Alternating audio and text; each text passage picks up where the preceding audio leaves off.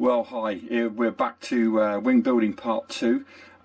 We've got the sheeting of the leading edges, some infill in the sections, some more sheeting in the midsection, some tips and all sorts of things to be cracking on with. Now, very quickly, I've got going to give you a graphic content warning because it's not everybody's cup of tea. But nearly a week ago, I nearly managed to amputate my thumb on a chop saw, which could have been, for somebody who's an ear consultant, could have been career ending. Anyway, just to let you know, you might see this. It's a lot better than it was, but I don't want to put a plaster on it because I want to leave it with fresh air. So if it's not your cup of tea, just to let you know. But anyway, I'm going to crack on with the wing. Neatly somewhere. The next thing we're going to need to do is we're going to need to cut all of these out and these out, and the idea is that they're all stuck together as a block. Now I'm assuming one goes in the middle, 2 goes either side and 3 goes either side. They don't appear to be any different size, but I'm just going to follow that. So I'm going to cut them out and then glue them together in a ply sandwich.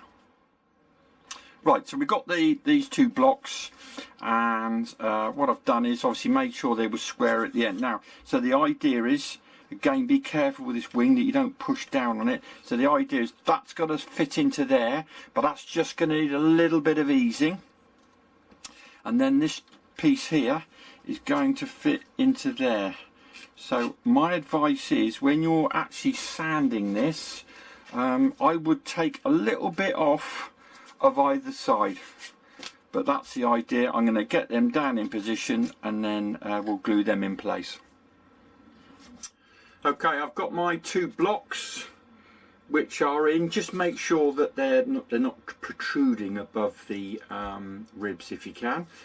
So they're just drying out, and we are going to need the last 2 real final sheets are these.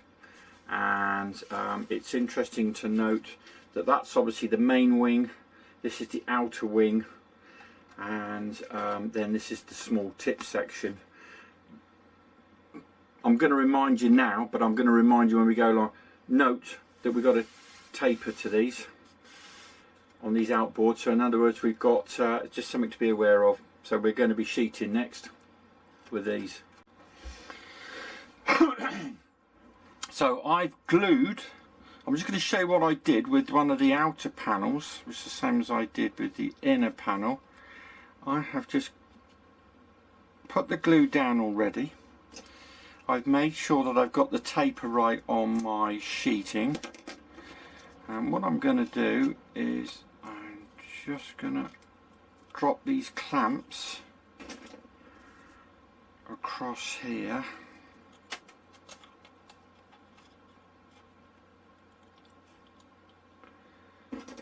like so.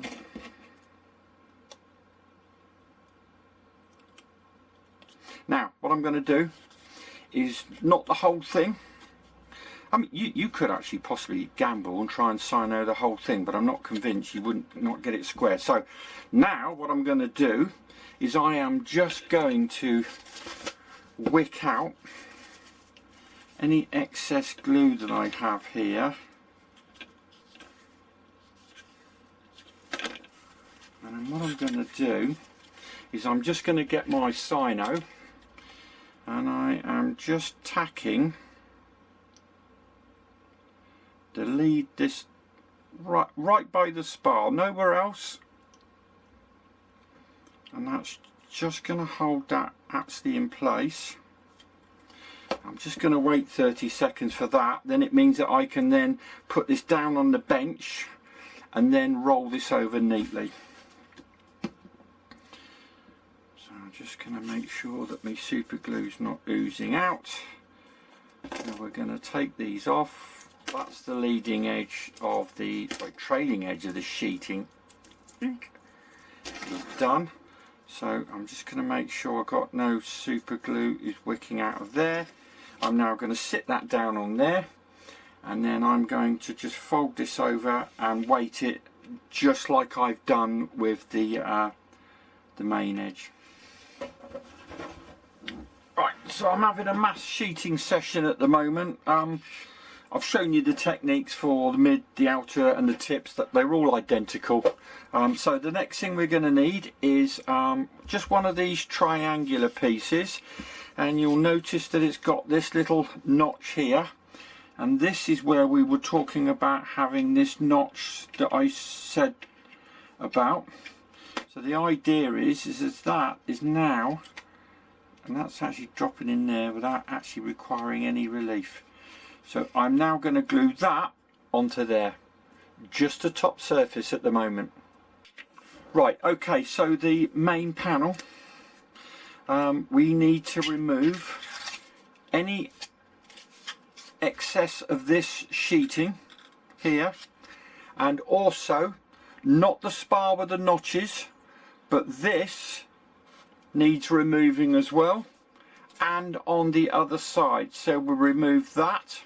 So you keep the one with the notches, do not remove the one with the notches. So the idea is we're going to remove that and basically make this whole area flush, and then we're removing that. Now, so that's the main panel.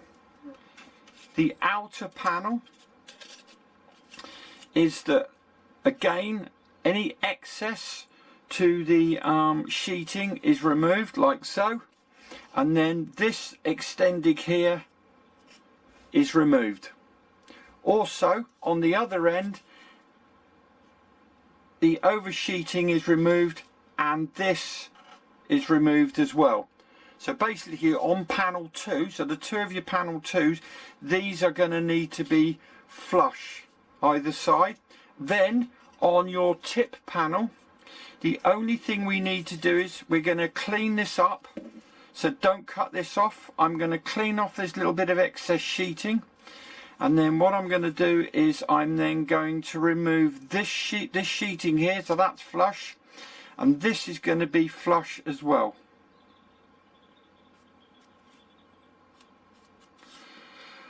You can cut these off where possible. I'm going to try and remove mine on my little circular belt sander. But so I'm now just going to, basically what we're doing is we're preparing all of this now for the bottom sheeting. So remember, anything red gets removed. So the next thing I'm going to do, I'm going to cut these leading edge sheets to shape and size, and then get that fitted, and then crack on. I think I'll actually be able to use some clamps now on the other side. So the other thing we have to do, the most obvious thing, we've got to obviously remove all these tags, and just be careful when we're removing them. So we're going to remove those, remove all the tags, and then we can add the sheeting. I've got my underneath sheeting clamped up and drying. One thing I wanted to share with you is how I got the length right. So what I've done is I've just temporarily clamped my underneath sheet, and I've marked where every rib ends, so that means I'm going to be able to pre-cut this and then fit it. Right, okay, so I have finished off the panels. So tops and bottoms, last thing I did was just insert the triangular bit there. Can I just say, be very careful with these, because I've got to be honest with you, I knocked that one off and it's dead easy to do, so just think about when you're moving it about. So I've got top and bottom sheeting on there, top and bottom sheeting on there, and top and bottom sheeting on the literally the tips. Now, so the next thing is we're going to have to do is going to be leading edge. So I've got the long, the 3 bits of leading edge you've got. I've got the long bit, and that is going to, there is a, if you notice, there is a top and a bottom. So looking at that, that's going to go on there like so. I'm going to glue that onto there like so. Now what I am going to do is I'm not going to pin mine.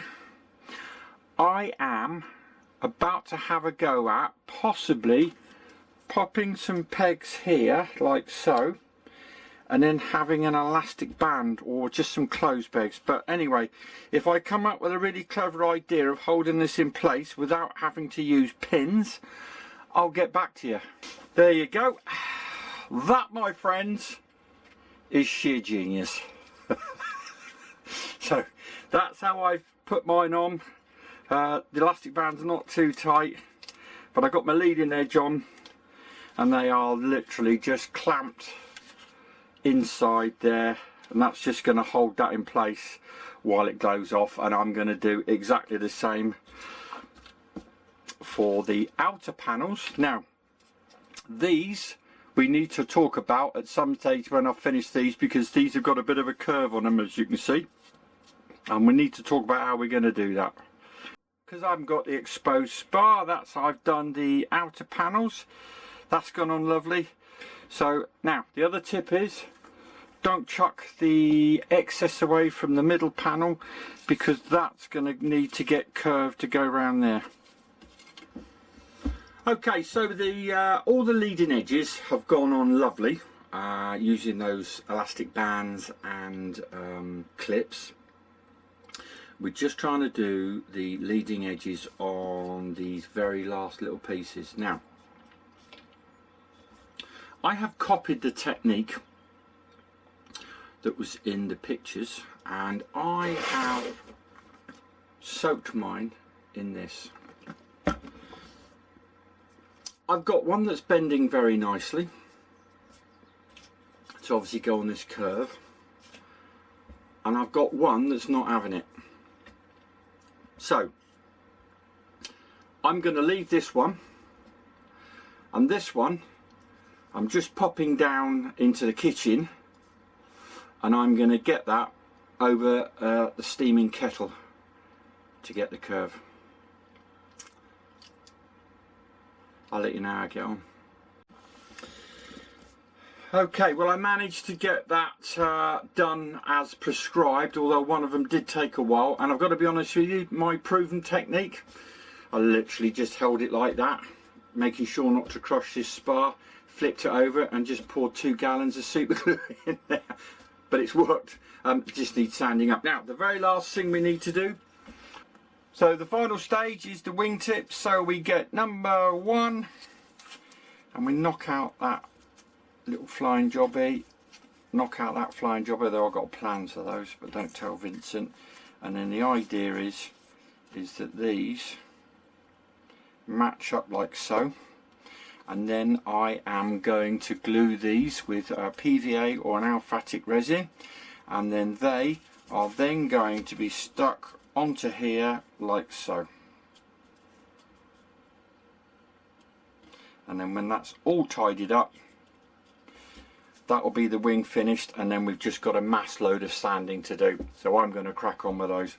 So I have sanded down my leading edges, cleaned everything up.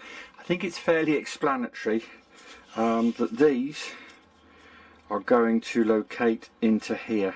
Now, I've got to be honest with you, I've lost count the amount of times I've broken that one off. I don't know why, but anyway, so this is the next thing we're going to do. We're going to drop these down onto here very, very gently, and then get them all lined up. And then it's exactly the same for the tips. So the tip goes on here. I've just got my wingtips going off. So they're going to drop onto there like so, and they do mention that obviously this little nub in here gets cut off. So all I'm going to do now is I'm going to join my center panels, the center panel to the outer panels. Just going to wait for this to go off and then give that a good sanding. So I'm going to sand it all up before I stick it on the end, and then that is going to drop onto there like so. And that will be the wings finished. There you go, wing finished. With the double tapered polyhedral in it. Now, obviously, the next thing I've got to do is have a mass sand up and then doing some covering. I think because of the skill build of this, I'm not going to bother showing you any covering, because my assumption is that anybody building this is going to be a very experienced builder anyway, but there's always other videos on my channel anyway which you can go and see. So the next time you're going to see me, I think these will be covered, and what we'll be doing is looking at attaching the tail fin and the boom to the fuselage and installing the gear. So fingers crossed, one more video for you to enjoy, and then we'll be out ready to test fly.